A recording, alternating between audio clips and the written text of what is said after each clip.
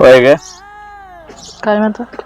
नव आपला एकुलता एक पोरगा कधी लहानाचा मोठा झाला आणि कधी बाहेर गावी शिक्षणाला गेला, काय कळलं का ग? नाही की. पण लहानाचा मोठा होत असताना कवा त्याने मला मायेने मिठी मारली का, कवा माझ्या जवळ आला, का माझ्या मांडीवर त्याचं डोकं ठेवून कवा शांतपणे झोपला ना. इकडून तिकडून यायचा, पहिला तुला येत राहायचा, आबा आई कुठे हो. काय करा, एकदा पंख फुटली की पाखर भुरकून उडून जाते.